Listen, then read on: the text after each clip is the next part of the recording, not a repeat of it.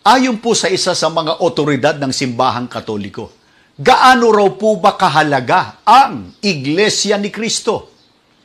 May dala tayong aklat, ipakita natin.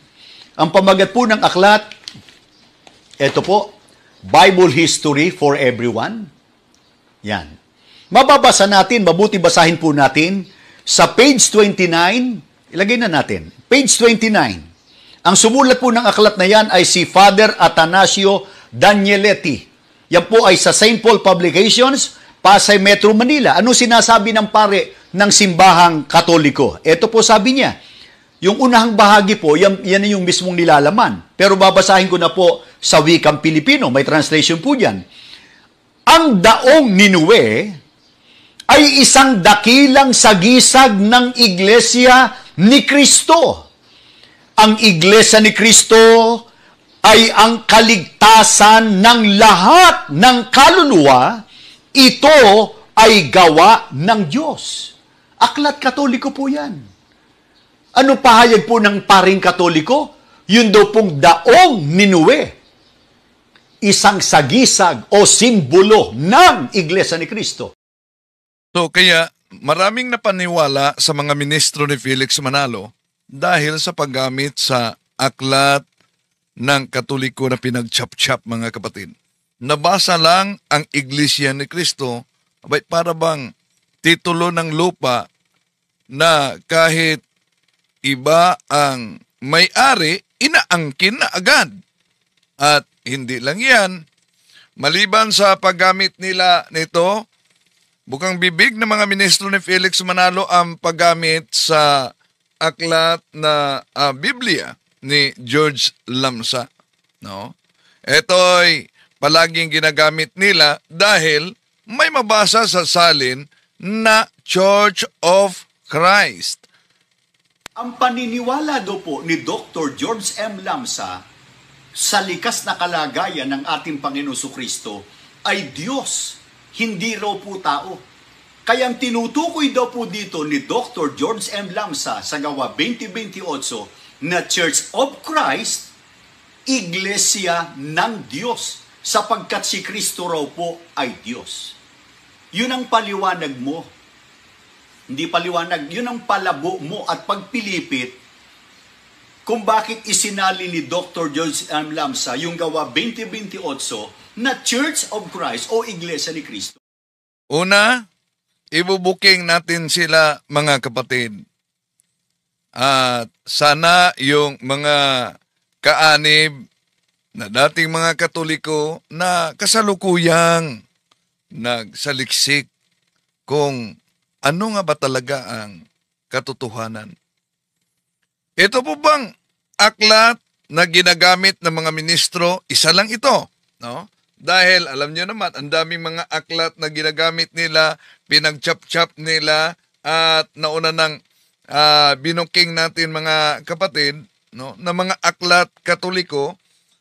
Sa susunod, tatalakayin natin itong Father Smith Instructs Jackson, itong aklat na Religion, Doctrine and Practice na nauna nating tinatalakay. Basta mabasa nila na may Church of Christ, abay, batay sa otoridad Katoliko, pinatunayan daw na ang iglesia na tatag ni Felix Manalo ay totoo at makaligtas sa mga tao.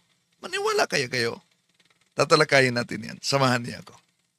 Kasi lumalingan, pag palaging inulit-ulit ay magmukha talaga ang katotohanan para sa ating mga kapatid na kulang ang kaalaman. Ang pagkadaya ay maranasan sa iba't ibang paraan. Pero napakasakit pag madaya tayo sa pananampalataya. Dahil nanganib pati ang ating kaluluwa. Viva Cristo Rey! Pro Dio et Ecclesia! Kumusta? Welcome. Ito yung lingkod, Brad Wendell Talibong, muling makasama ninyo at inaniyahan natin ang ating mga suking taga-subaybay. Bilang suporta sa ating channel, huwag niyong kalimutan na pindutin ang like sa ating live at huwag niyong kalimutang mag-subscribe sa mga bago pa lang at pindutin ang bell button para updated kayo. Mag-comment at i-share ninyo sa mga kapwa Katoliko kahit na sa mga kapatid natin sa iba yung pananampalataya, lalo na sa Iglesia ni Cristo. Dahil sa Mula nang naitatag ang Iglesia ni Cristo ni Felix Manalo noong 1914 Punta Santa Ana, Manila. Alam niyo naman, kung kayo'y nagsubaybay sa ating channel, iba't ibang mga aklat Katoliko, kahit papal encyclical, ginagamit nila dahil may nabasang Iglesia ni Cristo. Abay, gusto nilang ipalitaw sa mga inosente na natangay sa siktang tatag ni Felix Manalo na ang otoridad Katoliko ay nagpatunay na yung inaniba nila na nakadala lang sa pangalang Iglesia ni Cristo ay kailangan para sa kaligtasan. Tulad sa aklat na ito na ginagamit ni Mr. Michael Sandoval ng Iglesia ni Cristo na ano daw mga kapatid, balikan natin siya. Ayon po sa isa sa mga otoridad ng simbahang Katoliko, gaano raw po ba kahalaga ang Iglesia ni Cristo? May dala tayong aklat, ipakita natin. Ang pamagat po ng aklat, ito po, Bible History for Everyone. Yan. Mababasa natin, mabuti basahin po natin sa page 29, ilagay na natin, page 29. Ang sumulat po ng aklat na yan ay si Father Atanasio Danieletti. Yan po ay sa St. Paul Publications, Pasay Metro Manila. Ano sinasabi ng pare ng simbahang Katoliko? Ito po sabi niya. Yung unahang bahagi po, yan yung mismong nilalaman. Pero babasahin ko na po sa wikang Pilipino. May translation po dyan. Ang daong Ninue ay isang dakilang sagisag ng Iglesia ni Cristo. Ang Iglesia ni Cristo ay ang kaligtasan ng lahat ng kaluluwa. Ito ay gawa ng Diyos. Aklat Katoliko po yan. Ano pahayag po ng paring Katoliko? Yun daw pong daong Ninue. Isang sagisag o simbolo ng Iglesia ni Cristo. O, yan. Di ba ba? Pinutol. Mamaya, i-booking yan ni Kaburnok. Bakit? Dahil kung ituloy natin, ang daong Ninue na Iglesia ni Cristo ay ang Iglesia Apostolika Katolika Romana. Ganon ang mga ministro ni Felix Manalo, ha? Aklat Katoliko, pinagchap-chap. Kaya mag-ingat mga kapatid sa modus na ito. At maliban dyan, ginagamit din nila ang, tama kaya sila? Ang Lamsa Translation Bible. Dahil sa Gawa Kapitulo 20, versikulo 28, sa Lamsa Translation Bible, nakasulat kasi ang translation ay Iglesia ni Cristo. Sa lahat ng mga siktang gumagamit nito, identified ang Iglesyang tatag ni Felix Manalo. Dahil alam nyo naman, bawat doktrina may kaakibat na salin ng Biblia para ipalitaw na sila'y very biblical daw. Pero tama ba ang kanilang paggamit nito? Sige. Pabalikan natin muna si Mr. Sandoval. Ang paniniwala do po ni Dr. George M. Lamsa sa likas na kalagayan ng ating Panginoon Kristo ay Diyos, hindi raw po tao. Kaya ang tinutukoy daw po dito ni Dr. George M. Lamsa sa Gawa 2028 na Church of Christ, Iglesia ng Diyos, sapagkat si Kristo raw po ay Diyos. Yun ang paliwanag mo. Hindi paliwanag, yun ang palabo mo at pagpilipit kung bakit isinali ni Dr. George M. Lamsa yung Gawa 2028 na Church of Christ o Iglesia ni Kristo. Okay, yon mga kapatid. Alam nyo ba kung bakit si George Lamsa, ginagamit ng mga INC mga kapatid, na ang translasyon niya sa salin, instead of Ecclesia to Theo, Church of God, ang salin niya ay Ecclesia to Cristo, Church of Christ. Una, siya ay miyembro ng Assyrian Church of the East. Hindi po siya at wala siyang kaugnayan sa Orthodox, wala siyang kaugnayan sa simbahang Katoliko. Ibig sabihin, isa siyang kasapi sa grupo na schismatic. Yung grupo na may kaugnayan sa Nestorianism. Yung Nestorios, mga kapatid, kung maalala ninyo, yun ang dahilan na ang simbahang Katoliko ay nagsagawa ng konselyo sa Ephesus noong Hunyo 22, taong 431 Anno Domini. At kinundinayan ang aral ng grupo ni Nestorios. Ngayon, isa-isahin natin, sasagutin natin dahil ito'y ginagamit ng mga ministro ni Felix Manalo, ang Holy Bible from the Ancient Eastern Text ni George Lamsa. Dahil ang nakasulat niya, ingatan ninyo ang inyong mga sarili at ang buong kawan na rito'y hinirang kayo ng Diyos, ng Espiritu Santo, na mga katiwala upang pakanin ang Iglesia ni Cristo na binili ng kaniyang dugo. Ang argumento ng mga ministro at INC, tama umano ang salin, Iglesia ni Cristo na binili ng kaniyang dugo. Bakit? Dahil kung iglesia ng Diyos, ang Diyos daw umano, wala namang dugo. Kaya, ang kanilang tinatanggap, yung Lamsa translation na ginagamit nila sa pagpatunay na ang kanilang iglesia ni Cristo, ay very biblical. Pero alam nyo mga kapatid, ang Lamsa Bible, gawa-gawa lang ito ni George Lamsa. Para lumabas at nailathala noong 1933, mga kapatid.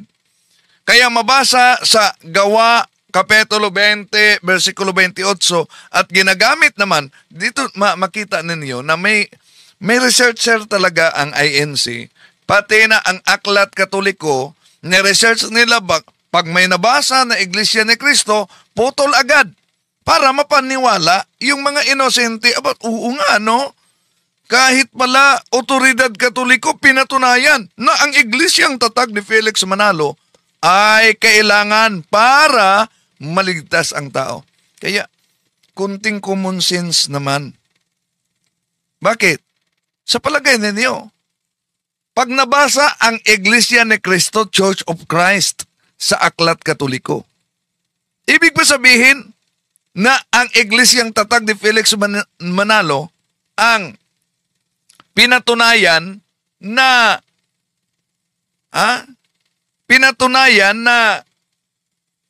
tatag at totoo at makapagligtas? O sige, isa-isahin natin yan mga kapatid at ituloy natin pagbasa. Dahil una, yung paggamit nila sa Biblia translation ni George Lamsa, mga kapatid, sila na gumagamit nito para patunayan na Gawa Kapitulo 20, versikulo 28 na mabasa sa Lamsa Bible ang Iglesia ni Cristo na binili sa kanyang dugo. Ang tanong, tama nga ba yung ginagamit nila? Kaya, kung maalala ninyo, palagi, bukang bibig sa mga ministro ni Felix Manalo yung sinasabing, magsuri kayo. Dapat kayong magsuri. Kaya, susuriin natin mga kapatid. Ang translation na ito, at ano po ba yung tama na translation? Ito bang kang George Lamsa Ano po ba ang mabasa sa original Greek Bible? Okay. Ito po tingnan natin. Sisilipin natin kung ano ang mabasa sa original Greek Bible, mga kapatid. Sa Gawa, Kapitulo 20, versikulo, okay? Gawa, Kapitulo 20, versikulo 28. Ito po sa original Greek Bible ang mabasa natin, mga kapatid. No? Prosi, keti, heltois, kai, pantihu, painion, en ho, hemasto, poema, to, agyan etito, episkopos, pomanien, tu, ecclesia, to, teyu, hen prosipie sa to, dia to, haima tosto edio. So, napansin nyo ba, mga kapatid, na sa original Greek Bible, ang mabasa napakalinaw. Hindi po Ecclesia to Christo. Ang mabasa, Ecclesia to Theo. Ecclesia to Theo sa English, Church of God. Hindi Ecclesia to Kristo. Pero may ibang salin na mabasa Ecclesia to Cario, no? Mga kapatid. Pero karamihan, Ecclesia to Theo. Ito ang mabasa, mapansin ninyo, Ecclesia to Theo. Ibig sabihin, Church of God. Kaya, kung tingnan natin ang iba't ibang salin, ito, mabasa natin sa Gawa, Kapitulo 20, versikulo 28 sa New International Version, mga kapatid, na keep watch over yourselves and all the flock of which the Holy Spirit has made you overseers. Be shepherds of the church of God, which he bought with his own blood. So, kaya, batay sa mabasa natin sa New International Version, Ecclesia to Theo, ang salin, Ecclesia to Kristo. Ecclesia to Theo, Church of God. Tingnan pa natin. Punta tayo sa English Standard Version. Ano po ba ang salin mula sa Greek? Ito po ang mabasa natin, mga kapatid. Pay careful attention to yourselves and to all the flock in which the Holy Spirit has made you overseers, to care for the church of God, which he obtained with his own blood. So, yun din ang mabasa, Church of God. Punta tayo sa salin na Berean Standard Bible. Alam nyo naman na ang INC ay merong iba't ibang salin. Ito din ang mabasa natin. Keep watch over yourselves and the entire flock of which the Holy Spirit has made you overseers. Be shepherds of the church of God, which he purchased with his own blood. So, yon, Church of God, Ecclesia to Theo. Hindi Ecclesia to Kristo. Ito pa, King James Version. Sisilipin natin sa King James Version. Ito mabasa. Take heed, therefore, unto yourselves, and all the flock over the which the Holy Ghost hath made you overseers, to feed the church of God, which he hath purchased with his own blood. So, King James Version yan. O, tingnan natin sa salin na New King James Version. Gawa Kapitulo 20, versikulo 28. Therefore, take heed to yourselves and to all the flock which the Holy Spirit has made you overseers, to shepherd the church of God which He purchased with His own blood. See? Napansin niyo mga kapatid na sa iba't ibang salin na ginagamit natin from original Greek Bible, kung tingnan natin, pareho-pareho talaga. Consistent ang pagkasalin sa Gawa Kapitulo 20, versikulo 28 mga kapatid. Ecclesia Tuteo, ibig sabihin, Ecclesia Tuteo, Church of God, hindi Ecclesia tu Cristo. So, ano ngayon ang tamang salin? Yun bang nag-iisang salin o yung pare-parehong salin from original Greek Bible in which the New Testament was written? Remember, the voice of the majority is the voice of God, di ba? Vox populi, vox Dei. Oh. Majority na salin ay Church of God, hindi Church of Christ. Kaya, panoorin ninyo, si Pakvasters PH, tinatalakay, lalo na yung paggamit sa aklat katoliko, paano pinag-chop-chop mga kapatid. Ito ang kay Kaburnok. Babasahin muna natin ang Gawa 20:28 sa salin ng Lamsa Translation. Ganito po ang ating mababasa.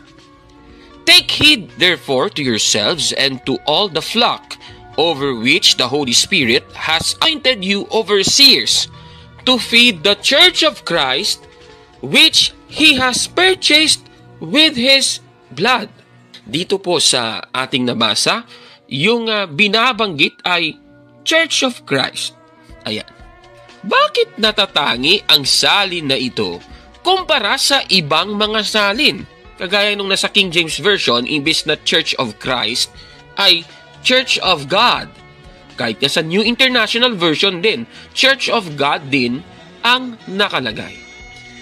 Alam po ninyo, ang sagot po natin ay simple lang po.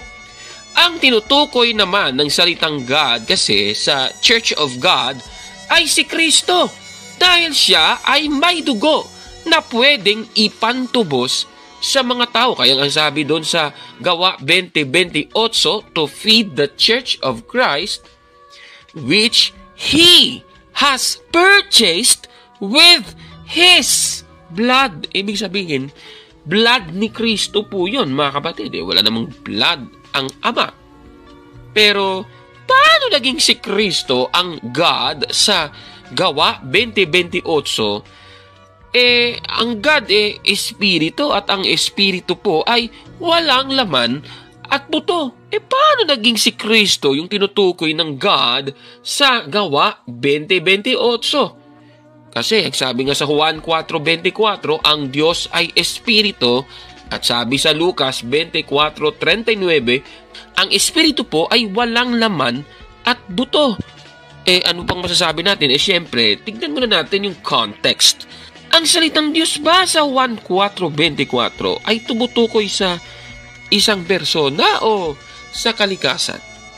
Balikan natin ang Juan 4:24 pero itataas muna natin sa versikulo 23. Datapwat dumarating ang oras at ngayon nga, nasasambahin ng mga tunay na mananamba ang Ama sa Espiritu at katotohanan, sapagkat hinahanap ng Ama ang mga gayon na maging mananamba sa Kanya.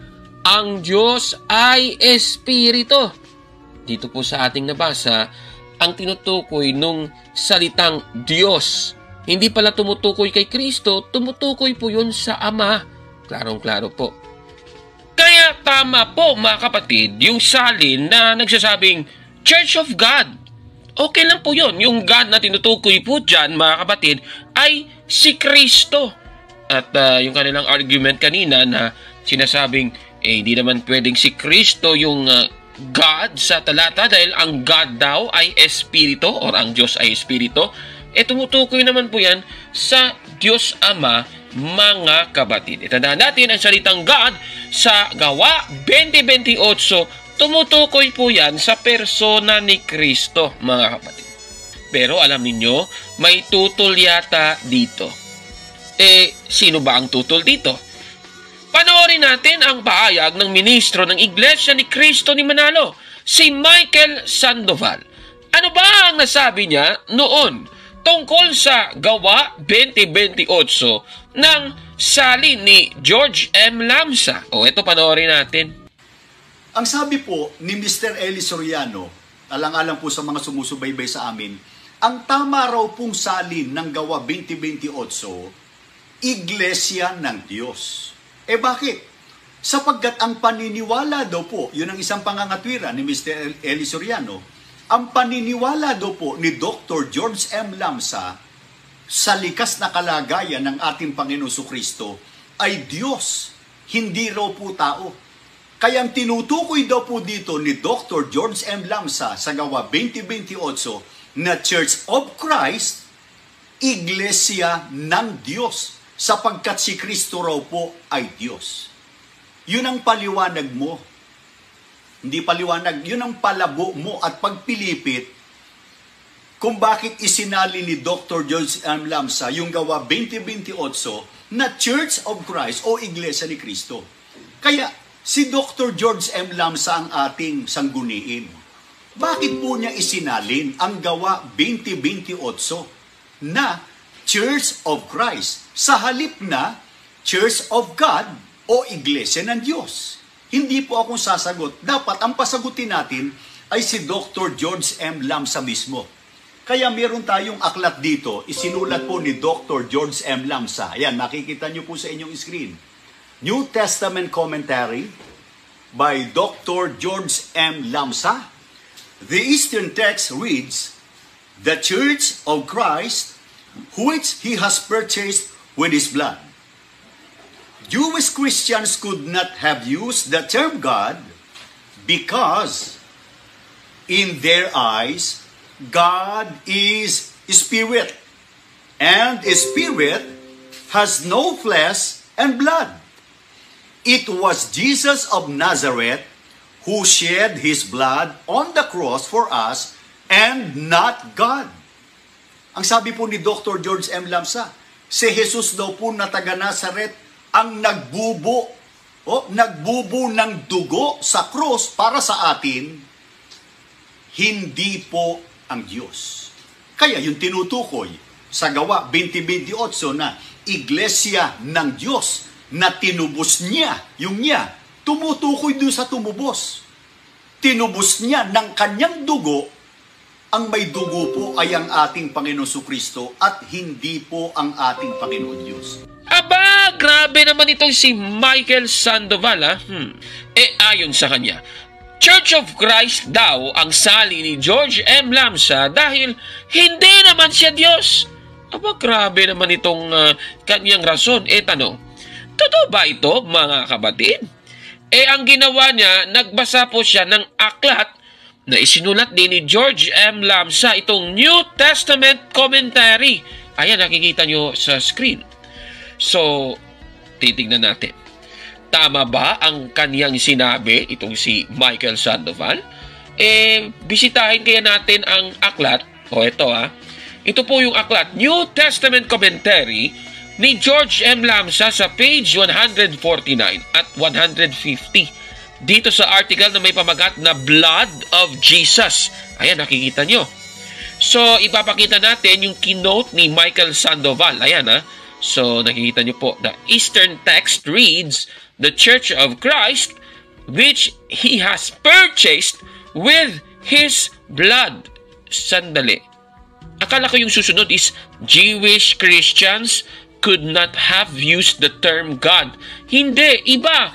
Ayan magkaiba Grabe naman itong si Michael Sandoval. Ibig sabihin, pinutol niya. Itong binasa nating Jewish Christians could not have used the term God sa ibang paragraph pala yun. Ayan, nakikita nyo sa screen. Kung itutuloy mo, ayan because in their eyes, God is Spirit, and Spirit has no flesh and blood. Ayan, yung susunod, dito sa original, the term God was adopted later. Pero yung isa kay Michael Sandoval, it was Jesus of Nazareth. Magkaiba naman ito. Kung susuriin, nandun pala yun sa page 150. Naku naman, grabe naman itong si Michael Sandoval. Manloloko talaga. Doon sa page 150, nandoon yung it was Jesus of Nazareth who shed His blood on the cross for us. Grabe naman yan. Diba? So, katunayan, before nung sentence na yun, iba po sa original. Yung kay Michael Sandoval, and blood sa original on the issue of Christology. Halata talaga na may mga iniwasan na naman si Michael Sandoval na ayaw niyang basahin, mga kapatid. Pero base ba sa sulat ni George Lamsa, maaari pa rin ba ang salin na Church of God sa Gawa 20:28? Susuriin natin yan. Ang gagawin natin, mga kapatid, ay babasahin natin ang isang paragraph doon sa aklat na hindi binasa ni Michael Sandoval. Ito po ang ating mababasa. Ililiwat na natin sa Tagalog. Ganito po ang sinasabi. Si Jesus ay namatay sa krus bilang isang tao. Ang kanyang pagkadiyos ay hindi nagdusa o namatay. Ito ay dahil ang kanyang pagkadiyos ay hindi napapailalim sa mga likas na batas. Si Kristo ay umiral sa simula pa lamang. Ito po mga statements na ito ni George M. Lamsa sa kanyang aklat, hindi po naniniwala dyan ang Iglesia ni Kristo ni Manalo. Lumalabas, Diyos din pala ang kalikasan ni Kristo. Ayon kay George M. Lamsa, mga kababayan. Naku naman, ito talaga si Michael Sandoval. Chef talaga ito, mahilig mag-chop-chop, mga kababayan, at magsahog-sahog ng mga putol-putol sa referensyang binasa. Naku naman, manloloko talaga. Tanong, ayon ba sa ibang mga Bible scholars, okay lang ba na yung salin ay Church of God kahit yung tinutukoy ng salitang God ay si Kristo? Babasahin natin ang aklat na Commentary on the Old and New Testaments, itong Benson Commentary ng Gawa 20:28. Ganito po ang ating mababasa. Muli, ililiwat natin sa Tagalog. Upang pakainin ang Iglesia ng Diyos, iyon ay ang mga mananampalataya, mapagmahal, masunurin, banal na mga anak ng Diyos. Tanging ang mga ito ay tunay na mga miyembro ng Iglesia ni Kristo. Dito po sa nabasa natin, yung Iglesia ng Diyos ay itinuring ding Iglesia ni Kristo. Meaning to say, pwede pala ito. Itutuloy natin. Dito ang dugo ni Kristo, ang bugtong ng Ama, ay tinatawag na dugo ng Diyos, sapagkat ito ang dugo ng salita, na noong pasimula ay kasama ng Diyos at siya ay Diyos. Napakaliwanag po. Si Kristo pala ay Diyos, base sa ating nabasa. Kaya ngayong tawag, dugo ni Kristo, mga kababayan. Kaya ang tunay na kaanim ng Iglesia ni Kristo, base sa isang Bible scholar, si Joseph Benson, ay naniniwalang Diyos din ang ating Panginoong Hesukristo. Isa pang ang Bible scholar, dito po sa aklat na A Commentary on the Holy Bible, itong Matthew Poole's Commentary ng Gawa 20:28. Muli, ililiwat natin sa Tagalog. Ganito po ang ating mababasa. Ang Iglesia ng Diyos, ang ating tagapagligtas, ay tinutukoy sapagkat ang salita ay Diyos sa pamamagitan ng kaniyang sariling dugo, ang dugo ni Kristo na tinatawag na tunay na dugo ng Diyos, ay mayroong dalawang kalikasan sa isang persona kay Kristo. Klarong-klaro po ng ating nabasang ito. At mula dito, tama talaga ang saling Iglesia ng Diyos sa Gawa 20:28 dahil tunay na Diyos ang ating Panginoong Hesukristo. Kaya itong sinasabi ni Michael Sandoval. Ang sabi po ni Mr. Eli Soriano, alang-alang po sa mga sumusubaybay sa amin, ang tama raw pong salin ng Gawa 20:28, Iglesia ng Diyos. Bakit? Sapagkat ang paniniwala daw po, yun ang isang pangangatwira ni Mr. Eli Soriano, ang paniniwala daw po ni Dr. George M. Lamsa sa likas na kalagayan ng ating Panginoon Kristo ay Diyos, hindi raw po tao.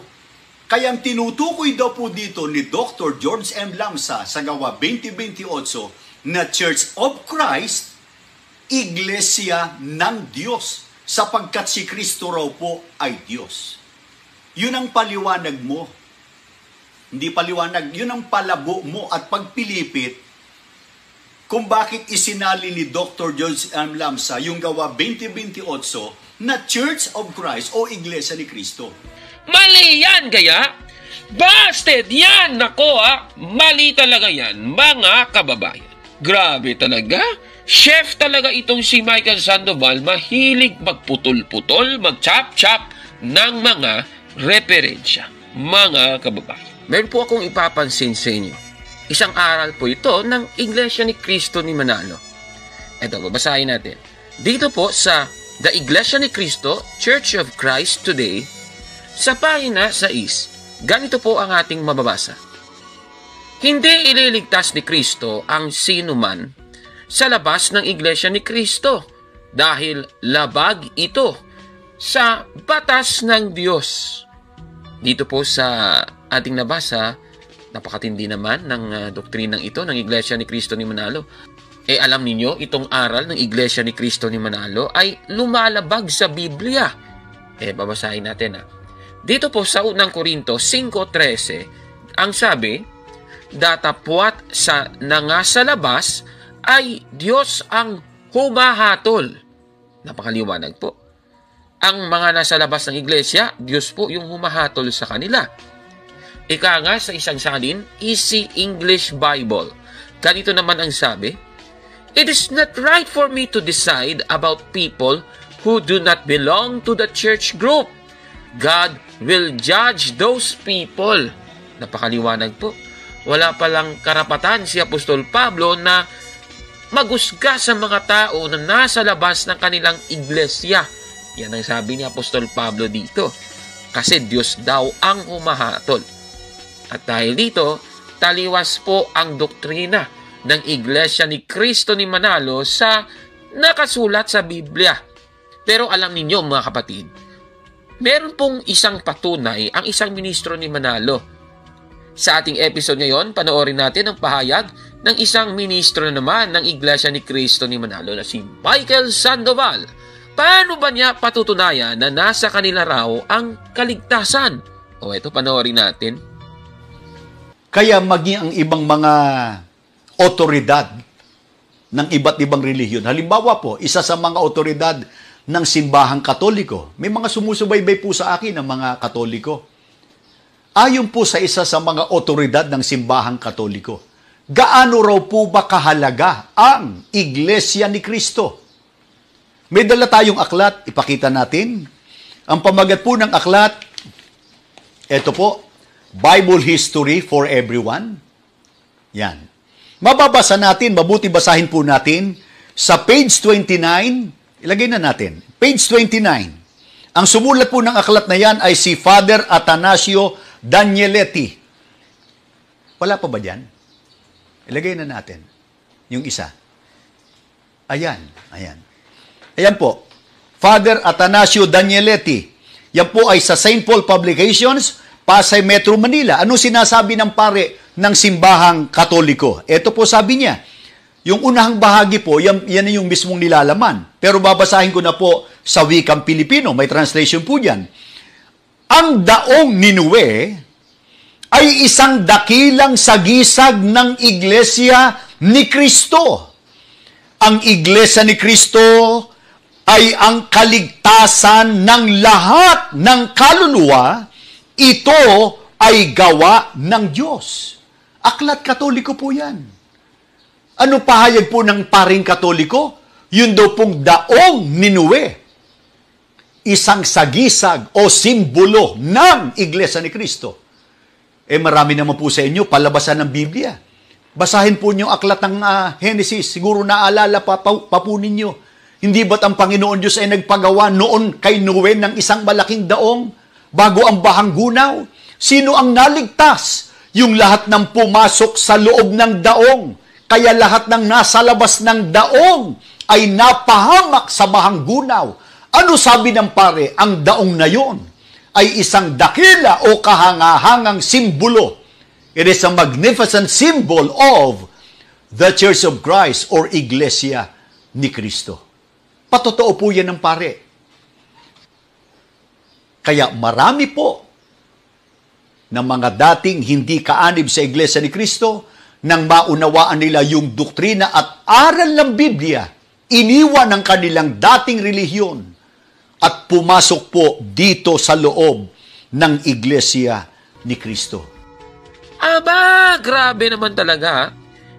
Ayon po sa kanya, pinatunayan ng aklat Katoliko na may kaligtasan sa kanilang iglesia.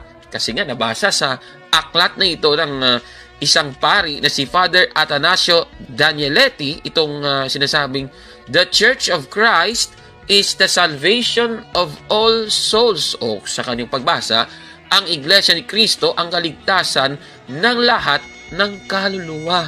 Grabe talaga. Tanong, totoo ba ang kanyang sinasabing ito? Susuriin natin ang aklat na kanyang ginamit, mga kababayan. Yung ginawa natin, hinanap po natin itong aklat, Bible History for Everyone. Ito, ipapakita natin sa inyo, yung nahanap natin. Ito pong Bible History for Everyone, yung nahanap natin ay yung 26th printing. Isinulat pala ito ni Father Athanasius Danieletti noong 1977. Ganito po ang sinasabi dito, at ayan po, talagang kung nakikita ninyo, ay yan nga yung keynote ng ministro. Nakikita nyo po sa screen. At may nakalagay nga, "The Church of Christ is the salvation of all souls." Ayan. Tanong, anong iglesia kaya ang tinutukoy ng phrase na Church of Christ sa nasabing aklat na ito? Susuriin natin yan. Sige, so yung gagawin natin ay babasahin muli natin ang nasa aklat sa page 22 naman. Ganito po ang ating mababasa, iniliwat natin sa Tagalog. "Siya ay dapat kilalanin bilang ganon ng lahat ng tao. Ang Iglesia ni Cristo," sabi ni Saint Augustine, "ay naitatag sa tulong ng mga himala o wala ang mga ito. Ngunit, kung ang isang taong walang anumang kasalanan ay namatay sa kamalian, hindi siya hahatulan ng Diyos sa kaniyang pagkakamali, sapagkat ito ay hindi sinasadya. Kung ang isang tao ay wastong nabautismuhan at hindi kailanman sinasadyang lumabag sa batas ng Diyos, o kung siya ay nagkasala, ngunit lubos na nagsisi sa kaniyang mga kasalanan, hindi siya itatakwil ng Diyos magpakailanman. Ang gayong tao ay hindi isang rebelde o isang erehe. Isa siyang pusong Katoliko." Napakaliwanag po ng ating nabasa. Ang tinutukoy pala ng Church of Christ sa aklat na ito ay may mga miyembrong Katoliko. Napakaliwanag naman po.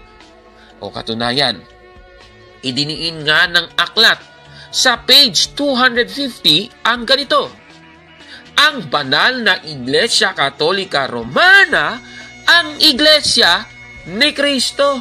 Napakaliwanag po talaga, mga kababayan. At actually, aral po yan ng Iglesia Katolika. Yan po ay nakikita nyo ngayon sa inyong mga screen na ang Iglesia Katolika ang siyang tanging Iglesia ni Cristo, mga kapatid. Ibig sabihin po, ang Iglesia Katolika ang tinutukoy ng Church of Christ sa aklat na ito. Katunayan din sa nasabing aklat, ganun pa rin sa page 250, mababasa naman natin ang ganito: "Si Jesucristo ay naparito sa lupa at itinatag ang kanyang iglesia upang akayin ang mga taong may mabuting kalooban sa langit. Ito ay patuloy na ginagawa ng Iglesia Katolika Romana." Napakaliwanag po. Lumalabas sa ating nabasa, ang itinayo pala na iglesia ng ating Panginoong Jesucristo ay ang Iglesia Katolika Romana, mga kapatid. Kaya itong sinasabi ng ministrong ito, nako, Ano sabi ng pare? Ang daong na yon ay isang dakila o kahangahangang simbolo. It is a magnificent symbol of the Church of Christ or Iglesia ni Cristo. Patotoo po yan ng pare.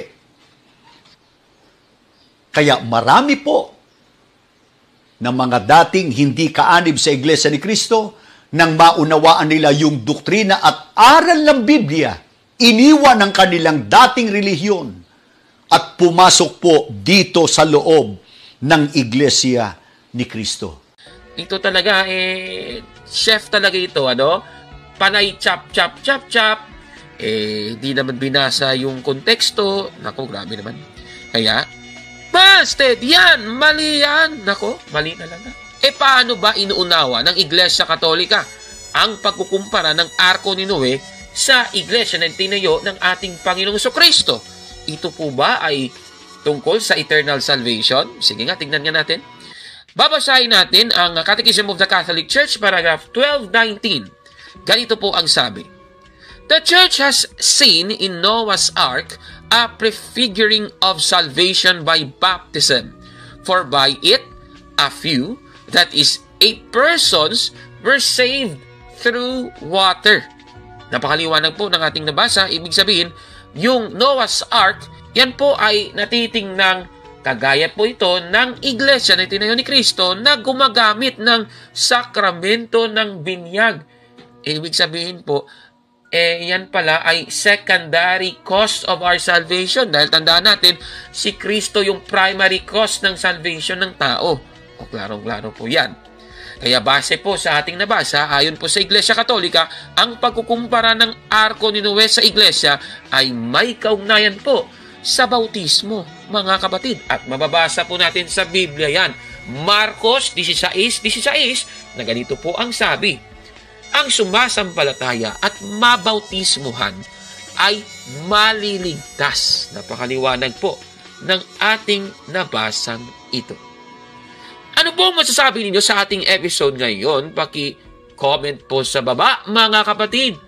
At kung like mo ang video na ito, paki-smash ng like button at mag-subscribe sa ating YouTube channel, Factbusters PH. To make his message known is our responsibility. So here we are to pledge our lives to the Lord.